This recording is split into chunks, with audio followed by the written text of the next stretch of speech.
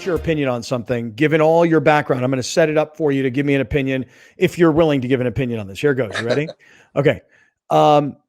You played and coached in Buffalo against Bill Belichick and Tom Brady. Okay. You coached in Tampa through a kind of a rough period of time for the Tampa Bay Buccaneer organization. Right. I'm just curious. You know the Brady story well from the absolute front lines of coaching against him and playing against him, and you know your relationship with Drew Bledsoe when Bledsoe left New England and came to Buffalo, and you were still a part of that team. So there's just a lot of crossover here in the last 20 years. Having coached in Tampa, having played against and having coached against Tom Brady, are you shocked that Tom Brady has left the Patriots? Not just to leave the Patriots, but to go to the Buccaneers. A little surprised, but have you seen Derek Jeter's house? I mean, dude. I would go there just to live in Jeter's old house. Right. Like, of all the free agent places he could have gone to, it was based on Jeter's house. They were building that when I was down there, and I used to fish in the bay, and you would drive by, and the guide would always go, "That's Jeter's house." And so I know where Tom's living. I think, anytime you have a player like Tom Brady, you got a chance to win it all every single time he steps. That's how I feel. That's how I feel. And hopefully they have some talent there to help him. But it's very rare that you're around the great one, the greatest of the great. I consider myself fortunate. I've been around a few. Aaron was a guy that could completely take a game over and win it. Jim Kelly could win a game by himself. Joe Montana could win a game by himself.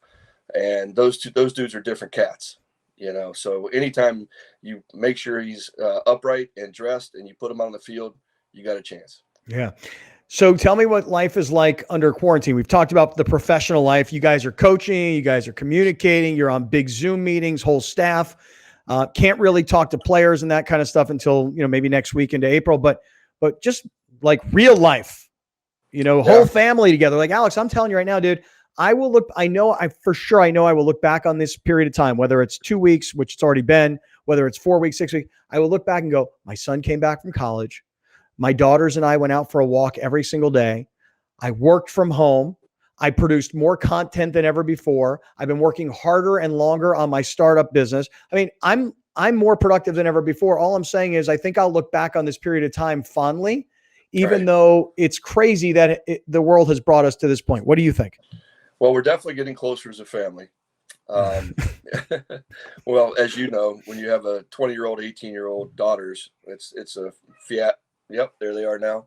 I can hear them yelling at each other. So It's a challenge. And our place here in Pittsburgh is small. You've been here.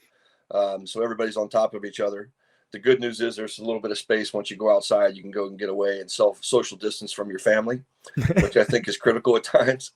But no, it's been great to be able to hang out with Jack, my son, who's 14. And I just walked in the room and he was jamming on the guitar, and I got to listen to him play guitar, which I would not have been able to do from Cleveland if they were in Cincinnati. The girls dyed their hair, some temporary hair colors today, just goofing around. So I got to be a part of that. It's been good in that regard. Now, it does suck that we're not sitting all together in a meeting room trying to figure out how we're going to beat the Steelers together. That's a challenge. But the positive side is, the families will become tighter and closer if they don't kill each other. Yeah. I'd say the other thing, too, is I know we all talk more. I mean, dude, we are on daily 10 times a day text messages with our other pals, mostly just shooting each other X-rated pictures.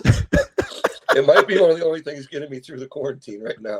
There's a few groups of text chats that are going on that are, it's just, once you think you see it all, then it just gets better. So, right. From the guy that answers B real quickly. Have you seen that one? Yeah. Hey, you can either A, spend time with your wife and kids, or B. I'll take B. Just little things. You got to laugh, right? You got to laugh or you'll cry. So just the humor of the memes that come through and our constant text chains. I think I sent the last one out to our college roommates that I was, moonlighting down at UPMC with the vaccine. So I'm working on the vaccine at night. Yes. Going back and doing Cleveland Browns offense in the mornings. So staying busy. In the meantime, we have one of our college roommates is a pilot. This guy's still flying. Like they say, I saw recently a statistic that there are normally like 2+ million people a day, almost 3 million people a day that go through TSA checkpoints. It's down to like 100,000. Right. Why are there pilots flying? Why are there flight attendants flying? You have a sister-in-law who's a flight attendant. She's still working, right? She's still flying. She's flying overseas and with 5 people on a giant plane that they can't service to. So they basically just sit them down and say, put on your seatbelt. Here's your mask. I'll see you when we get there. I mean, she's bored out of her mind. International flights still. Yeah. We're all trying to shut down so this thing doesn't get moved around anymore, and yet the airline industry is still operating. I guess it's the financial part of it that they're talking about, but that makes no sense. I know. Right. They're getting killed. It's got to cost them more. Who's still flying? Let me ask you a question. I just looked up tickets to the Turks and Caicos. We can get a pretty good deal if you want to run down there. Might just be me and you on the plane. Let me ask you a quick question. Give me one more opinion. Go. Do you think people, fans in particular, I mean, you coached in Green Bay for a long time. There's no better place in the NFL than Green Bay. I mean, it's one of the top places to go watch a game. Green Bay, Seattle, Pittsburgh, Dallas is an insane place to see a game. But I'm just curious, do you think everybody comes back and fans come back and there's 70,000 people? Or do you think people are going to be like, stay away from me, sit a whole bunch of seats away from me. I've got Purell. I need to wash my hands. Like, you have germs, stay away. What do you think? It'll probably take a little time to build back up to the full house. I hope not. I hope the decision is made at the right time when it's safe to all go back together and watch a great football game. If we have to, that's tough to say, Scott. I just hope that it gets back to that. I'm sure it will at some point. It may not be right away. If we kick off the season in September and it's still kind of a little bit gray about being together, maybe the crowds aren't as big, but hopefully around playoff time, this thing's under control and we're seeing the packed houses again. Yeah, and hopefully you guys are in the playoffs. We're just going to win the day. Okay, there you go. Hey, thank you for doing this. Yeah. Awesome. I look forward to more of it. My listeners out here have said, your boy became the offensive coordinator of Browns. When are we going to hear from him? So this is part 1. Well, here's the good news, Scott. Turkey season is about 2.5 weeks away. Mm-hmm. And we might be able to do a live broadcast from a turkey hunt. I might be able to fire a gun again on air. Dude, one of the all-time legendary moments in the history of the Scott and BR show.